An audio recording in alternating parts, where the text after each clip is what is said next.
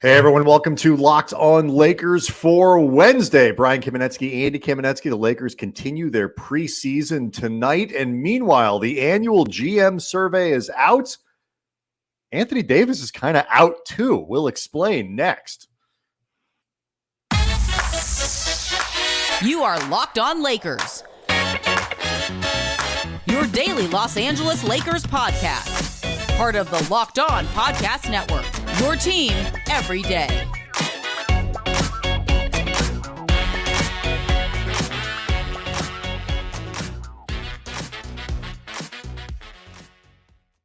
Thanks to everybody for making Locked On Lakers your first listen of every day, Monday through Friday, sometimes on weekends. No matter how or where you get your podcasts, it is always free. It will never be behind a paywall.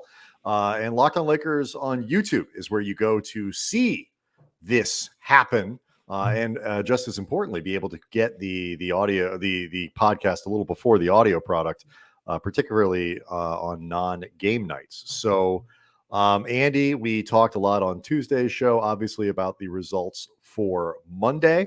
The Lakers lose by 30, but it wasn't quite that bad.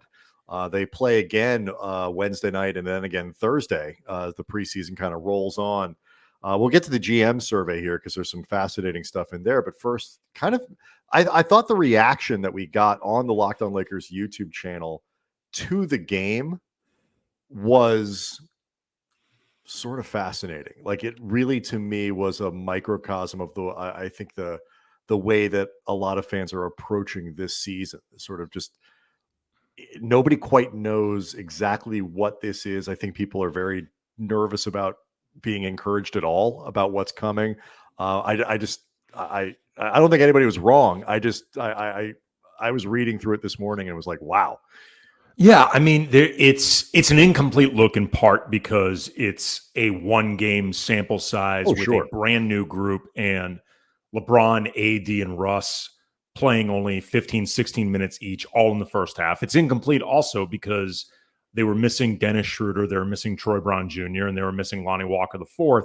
These are all guys who could have anywhere from big roles in the rotation to a role in the rotation. But either way, all three are going to get serious looks and consideration for the rotation.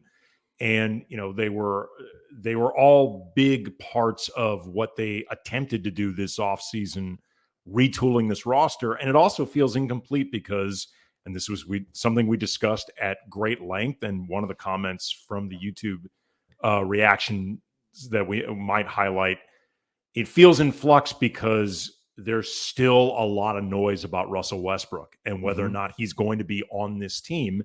So there's the idea of, am I investing all of this emotion in Russell Westbrook, stupidly because he may be gone in a month or so, or stupidly because I've already convinced myself that Westbrook on this team ain't going to work anyway. So why bother getting myself? Well, right, because as a fan, I can think of a couple people who probably aren't thinking this way, but generally speaking, I think most fans, even though they want Westbrook off the team, even though they would prefer that something else would have come out of this, it's pretty clear that he's not going anywhere, at least right now. The reporting on Monday all about how the Lakers passed up the Indiana deal right up until media day. Like, they were thinking about this. It is pretty clear this is the team they're going to go into the regular season with at this point. And rooting against Westbrook, rooting against, that trade because you are angry at how the Lakers have handled this. I mean, I get it. Everybody recognizes the situation the Lakers put themselves in, but as a fan, it's counterproductive because rooting against Westbrook to prove your point means the team is going to have another really miserable season, and that's no fun for anyone. It's also especially counterproductive because it's not like you're going to try to, build up enough negative enthusiasm, so to speak, that you're going to pressure the Lakers to move off Russ before they're stuck with him for the next 5 years. Like, this is the last year he's going to be on this team. no matter how well it goes. Russ Right. could win finals MVP. He ain't going to be on this team next year. I actually disagree with that. I think if he won finals MVP, he would be back. Not if he asks for another $47 million. Okay, that's maybe, but I do think that he ain't taking a discount. Russ, with all the spite that he runs on, like he runs on spite the way cars run on gasoline. I'm telling you right now, if Russ wins finals MVP, he will be out of the league because he's demanding the $47 million that nobody's going to pay him. Ironically, that will be the thing that leaves Russ unemployed, winning finals MVP. Let's have that debate when the time comes. We will cross that proverbial bridge when we get there. But it just, so I get this sort of sentiment that fans have, because like you want to, the flux of it all, like at this point, you kind of feel like you need to get invested in what's going on. And that means wanting Russ to succeed. Yeah. I'm seeing a lot of sentiment before we get to some of the specific reactions to the game itself of, tired of hearing about Russ, tired of hearing about the rumors, tired about hearing projected trades. Can't believe you guys are still talking about it. And look, to be honest, I sometimes can't believe we're still talking about it. And so it's clear we are not trying to beat this thing to death, like for the sake of clicks or whatever. Like, this is a big overarching story for this team. It's a story for the league. Like, right. And look, Brian and I really work hard to try to find different angles on it, like different talking points from it, different ways to think about it, if for no other reason than to keep ourselves engaged, much less the audience. Yep. Like, it feels like as much of a hamster wheel for me and Brian as it does for the listeners. But unfortunately, this is part of the story of this season until it's resolved either by the trade deadline or because things are going so well that it's become clear Russ is likely going to be on this team. And frankly, there's no more reason to talk about it. I don't know. I mean, we'll see what happens on Wednesday. We'll see what happens on Thursday. But the people look at the rebounding. Don looks at Darvin Ham, says he's got this team engaged. But at the same time says turnover and rebounding was a problem, but he thinks Darvin will clean it up. Like, the reason I even bring a lot of these things up, Andy, is because the uncertainty around this. You hear Don talking about Darvin Ham, about rebounding, talking about Darvin turning things around, all of this uncertainty, people talking about Anthony Davis and whether or not he could be trusted and all that. These are all things that were reflected in the GM survey. So fans in a lot of ways are, I think, approaching this season in the same way that a lot of the insiders are, where there is just tremendous uncertainty around this team, and particularly around Anthony Davis. So let's get to the GM survey next. Locked On Lakers brought to you by Prize Picks. Prize Picks is daily fantasy made easy. Prize Picks has the best NBA DFS prop game on the market. Prize Picks offers more NBA props than any other DFS prop operator, offers all the superstar players as well as bench players that only get a handful of minutes per game. You can use the entire NBA roster to play with, pick 2 to 5 players, and whether they will score more or less than their Prize Picks projection, you can win up to 10 times your money on any entry. And Prize Picks offers projections on any sport that you watch. That's NBA, NFL, MLB, NHL, PGA, college football, men's college basketball, women's college basketball, soccer, WNBA, esports, NASCAR, tennis, MMA, boxing, disc golf, Euro basketball, cricket, and more. If your sport didn't make it, frankly, your sport is a loser. And Prize Picks allows mixed sports entries. This is fun. You could take like the over on LeBron James points combined with the under on Josh Allen rushing yards. In the same I like to entry. combine my NBA and my disc golf, but that's just me. You can do it. Prize Picks allows you to do it. You do, maybe a little NBA and Euro basketball. We can decide once and for all which continent is better in basketball. America. Download the Prize Picks app or go to prizepicks.com to sign up, play daily fantasy sports. First-time users can receive a 100% instant deposit match up to $100 with the promo code Locked On. So if you deposit $100, Prize Picks will give you another $100. If you deposit $50, Prize Picks gives you another $50. Don't forget to use the promo code Locked On. Sign up for the instant deposit match up to $100. If you are not playing Prize Picks, you honestly don't know what you're missing. So before we get to, Brian, some of the GM survey stuff that stuck out to us, I wanted to bring up a question that we got, or a comment, I should say, about the rebounding from Lane R on the YouTube section. If the rebounding looks similar for the next 5 games, regardless of how Westbrook plays, they need to make the Turner trade, referring to Miles Turner, probably, along with Buddy Hield with the Pacers. First of all, it's worth noting, Miles Turner, not a great rebounder himself. As a center, he's not awful, but he's not awful. He's not a rebounding machine. He's not Rudy Gobert. No, Miles Turner is not somebody that you bring in specifically to boost your rebounding. Like you said, he's not awful, but he's not great. But I think rebounding is going to be a consideration all season. Like, because on paper, we talked about this during Tuesday's show. The team does not project to be great. They can maybe be good between LeBron and AD, Russ. Patrick Beverly is a very good rebounding guard. Yes, he's extremely good at it. Reeves and JTA are at least willing to do the dirty work. And this is something I'll admit, I'm just looking at numbers. I'm not familiar enough with him on a game in, game out basis to explain the data. But Troy Brown's rebounding numbers, both individually and his effect on the team for his position, have been consistently strong throughout his career.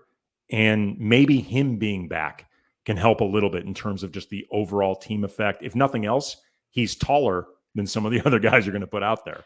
If he plays.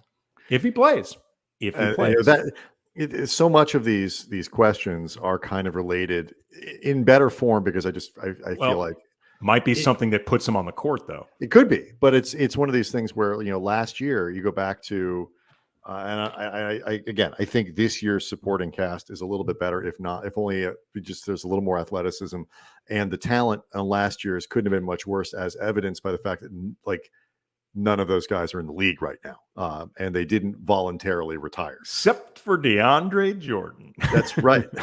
Denver's 1201 call. Naked pictures. He does of everyone. He is either the world's greatest teammate, like in the history of teammates, or he has so much compromising. The world's greatest extortionist. Yes. There's no in between. Either way, tip of the hat. So, hey, I'm just saying, do what you got to do. It's a great lifestyle if you could do it. Sports is a cutthroat, industry, man. Got to make it happen however you can. So, but I'm saying, you look at this and it's so much of everybody's got these individual strengths, and then you go back last year and look at all the shooting they brought in, this and whatever, but they can't play everybody. And so, how much impact is Troy Brown going to have? How much impact is Juan Toscano Anderson going to have? Once everybody is available, because I'm not convinced that they're going to be able to play all these guards. If they play all these guards, it means the forwards have to sit, and there's centers have to sit, or whatever it is. Someone is going to get squeezed out of this rotation. So even if a guy has a particular skill set that might be able to help them, it doesn't really matter if that guy doesn't end up playing. So we'll see how this shakes out over the course of the rest of the preseason, and certainly into the regular season. Looking at the GM survey, we talked about that sort of the uncertainty that people feel. One thing is definitely clear. Nobody expects the Lakers to make a whole lot of noise this year. When the Western Conference is ranked, people, I'm sure, have seen this by now. It's the GM survey. NBA does this every year across John the league. Schumann specifically. Right. But this is something that's done every year. The Lakers were predicted to finish 8th in the Western Conference. That is pretty much in line with every prediction that you see. Some people might kind of pick them 9th if you think that New Orleans is a little bit better than they are. But the Clippers, Golden State, Phoenix, Denver, Memphis, Dallas, Minnesota, they're all clearly considered better, bigger playoff favorites than the Lakers. And I'm not saying that's going to be how it turns out, but that's certainly, as a starting point, that is very reasonable. But you look at Eastern Conference finalists, or playoff NBA, all of this stuff. The Lakers you pointed this out when we were kind of talking about it. The biggest thing that you see from the Lakers in the GM survey is the broad absence of the Lakers, certainly compared to last year and previous seasons. Yeah, I mean they're an afterthought in this survey. And whether you're talking about the team success or you're talking about some of the players who we're going to get into individually. I mean, other than Darvin Ham was voted by execs around the league as the new coach who would have the biggest impact on his team. And granted, there are not a lot of new coaches to survey to begin with, but it was by almost 50%. Right. And one of them it's what's his name in Utah? The guy they got from Boston. Right. Who is, I don't care if he's Will Hardy. Will Hardy. Thank you. I don't care if he's Greg Popovich, not reincarnated, because Pop isn't dead, but you understand what I'm getting at. That team is not going to be good. And so he's not going to be able to somehow steer them into, contention. So yes, it is, there aren't a lot of people in that category. Well, I do think Darvin's getting a lot of respect for his ability to potentially turn it around. That's exactly what I was going to say. I mean, we talked about this a lot before they hired him, once he was hired, and then since then. Darvin has, generated a lot of respect around the league, whether you're talking about inside it or from people who cover it. Or previous season, he was voted, he tied for the best assistant in the league. Or from players in the league. So he was, Jeannie Buss, I want to say it was in a podcast that she did with Howard Beck, a friend of the show, Sports Illustrated, where he said something along the lines of the Lakers didn't really make any big offseason moves, I think, really with the idea of what happens with Westbrook. And she said, we brought in a brand new coach. And I think it reflects the idea, and we'll see how it bears out, that Darvin is a pretty seismic addition for what the Lakers want to do this year. But you know what? We've talked about this, Brian. It ain't the worst thing in the world if the Lakers are kind of flying under the radar right now. Under promise, over deliver, hopefully. I think that's kind of the premise. I think it's fair to say, Andy, that you and I have been critical of the team's ability as a franchise, to kind of read the room sometimes over the last, decade or so. It's not always been. I think it's fair to say because we know they don't like it. I do think going into this year, other than managing the Westbrook expectations, which is sort of not if they make an unpopular decision to keep him, which is generally, I think, unpopular. You have to kind of manage with that. But I do think they're doing a decent job of not pretending that they go into this season with last year's championship expectations. Rob Pelinka was very clear.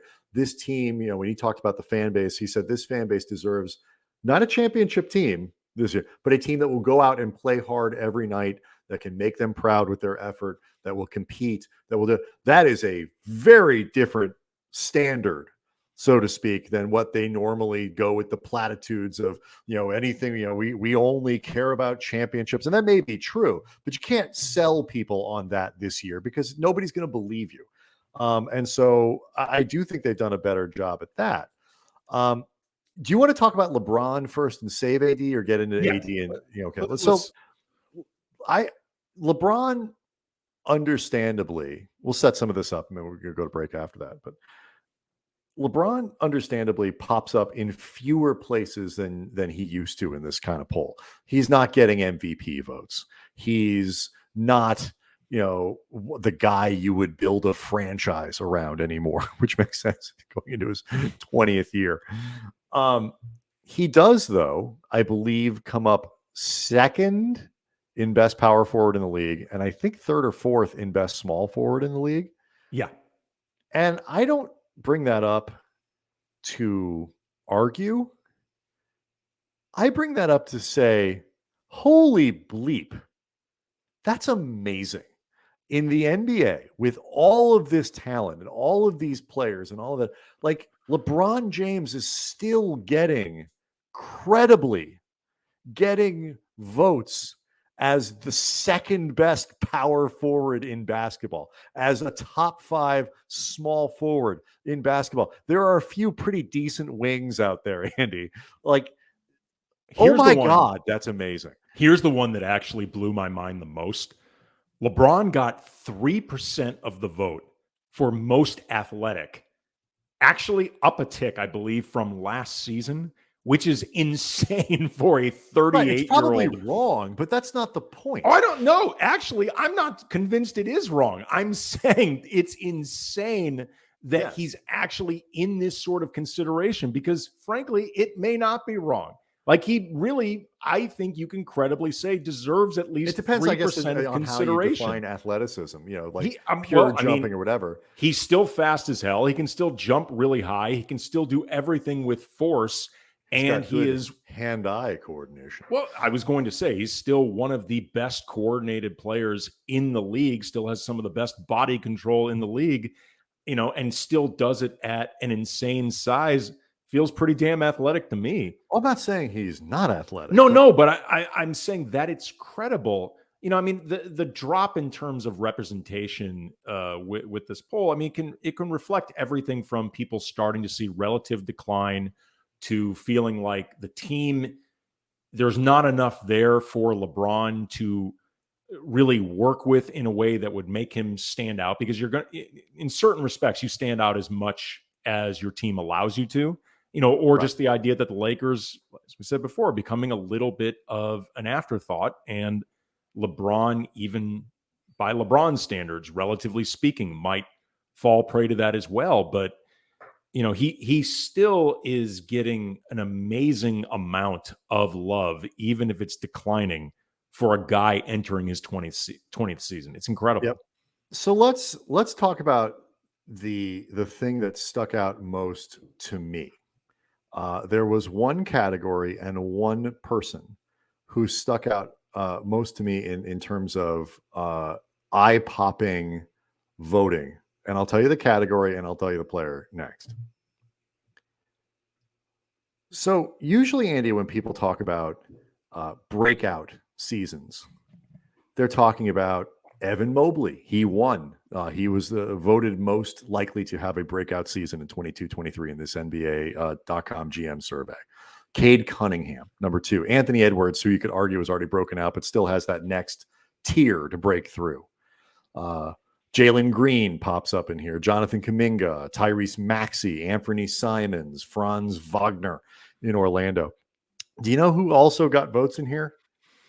Anthony freaking Davis. Mm-hmm. I'm not sure if this stuck out to you, but I bet it did.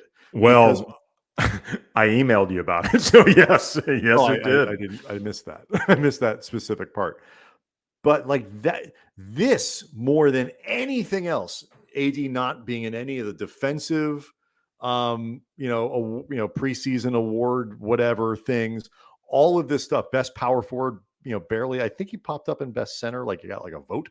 No, he did not. You're right. He got no votes for best center or best power forward. All of this, all of those things seem less, I don't know if insulting is the right word, or just indicating of where his place is right now in the minds of league experts than positioning Anthony Davis in with a bunch of first, second, and third year players as primed to have a breakout. That tells you reputationally the kind of hit that he's taken over the last couple seasons. These are all the categories that Anthony Davis received no votes in this year in the GM survey that he had some kind of representation heading into last season.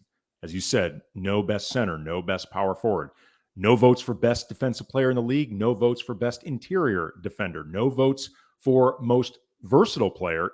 Interestingly, though, he got none last season heading into last year when LeBron actually got 10%, and no votes for if you could start a franchise around a player, who would it be? He got some last year, and he got 7% of the vote coming off the 2020 title.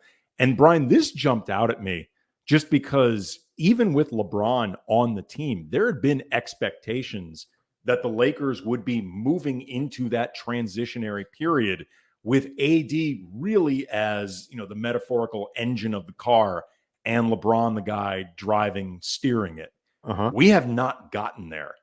And the Lakers, at least theoretically, have been setting themselves up to build their franchise around Anthony Davis. So that's not good. It's unsettling. He is confounding in so many. Look, and he looked great on Monday. Yes, he did. And he's getting used to the defense, and all those things are going to come. And we talked about it. We tweeted it out. Kyle Goon had some really good video of from the LA Daily News / what do they call that? The SoCal News Group. SoCal News Group. It's like 72 papers. Yeah. But Kyle's really good. Kyle's great. He stands out even among the 72,000 reporters there. It's not the report. It's just the papers that. I meant all the ones that combined for that coverage, because there's a bunch of different papers all combined together. Right, but if it's all him, he's the only one doing it. It's not like they have 72 different beat writers. He's the only one. It just appears in 400 papers.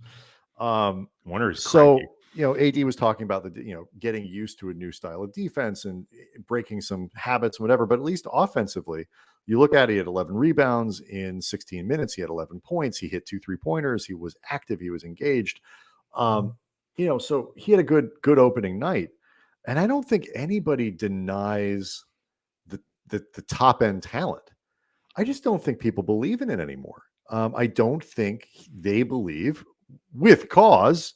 It's not like it's just evidence free, that he can be relied on to produce at the level of his talent, whether that is because he's just not going to be on the floor, and therefore he can't be an MVP candidate if he can't be on the floor. He can't be a first team All-NBA if he can't be on the floor, and so on and so on and so on and so on.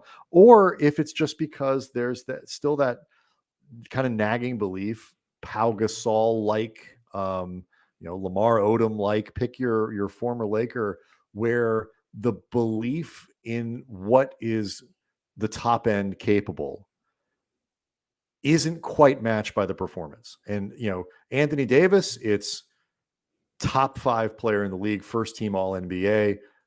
Okay, he's not that. He's an all-star. It's pretty good. Pau Gasol, it's potential lead kind of guy on a team.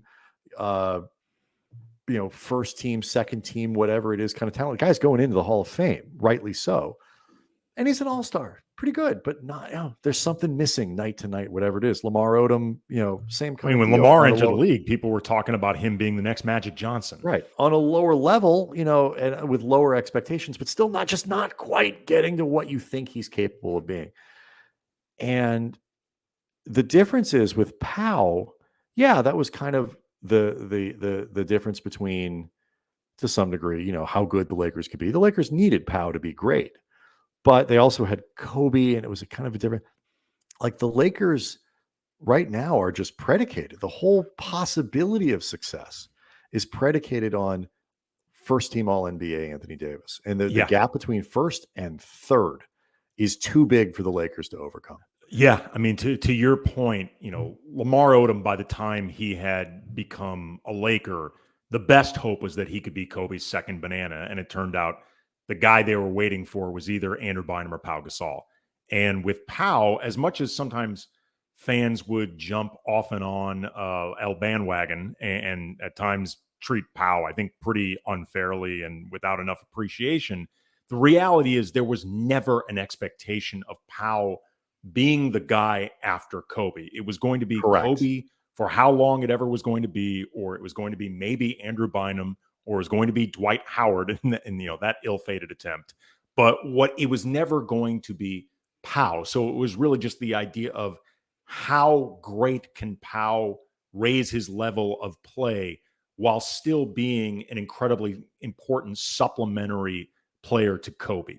With Davis, it's like, dude, you're supposed to be like, they didn't trade for Anthony Davis. They didn't give up Ingram and Lonzo and Josh Hart and all those picks and all the controls of other picks through pick swaps for AD just to be an awesome running mate for LeBron. You are exactly. That is a great point. And just, there's a lot of uncertainty attached around AD because it's not just about this season and, finger quotes, making the most of the LeBron era, for however long the window's open. It's about what comes next. What comes next is supposed to be Anthony Davis. Mm-hmm. All right. So hopefully, but I will say this: of all, people are talking about the redemption possibilities of Russ, and this, and some of it feels more unrealistic than others. The possibility of Anthony Davis doing what everybody hopes he is very real, and it would make a great story. And I think everybody's rooting for it. I know I am. Bubble AD, I don't think is going to ever happen again. I mean, just the circumstances not in the same really way, because there was the way the shooting happened and this, but and also the couple months that AD had off, I think specifically benefited him more than it might specifically benefit other players around the league. And I don't mean that as a slight against AD, but just health is an issue for him that it isn't with other players. But if he can be somewhere between, like you said, all-star, maybe third team All-NBA, credible argument for it, to definitively top 10 player in the league, sometimes top 5, dude that is wrecking shop and is sometimes saying, get out of my way, even to LeBron. That's not impossible. That's what I was about to say. That's attitude. That's what I was going to say. What he can't, are the 18-footers, the 20-footers going to fall in the same way now as they did in the bubble? Maybe, maybe not. I don't know. But that's not, I think, even central to quote unquote bubble AD. I think a lot of it is attitudinal. It is aggression. It is the willingness to, and I hate framing things this way because it's so kind of cheesy and take over a game, put his imprint on a game, refuse to step aside, with all these sort of cliches that have some truth to them. That to me is really a lot of what it is. And so we'll see Wednesday night if some of that continues. It's certainly a possibility and something the Lakers need over the course of the rest of going into a very difficult early season schedule.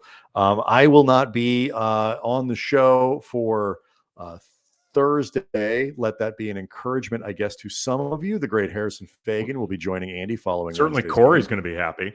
Among other people. I can think of probably a few. That dude on Reddit hates us. So you'll be back. I'll be back for after Thursday night's game. Locked On Lakers on YouTube is where you go to see the show. Thanks to everybody for supporting the channel. We'll see everybody next time.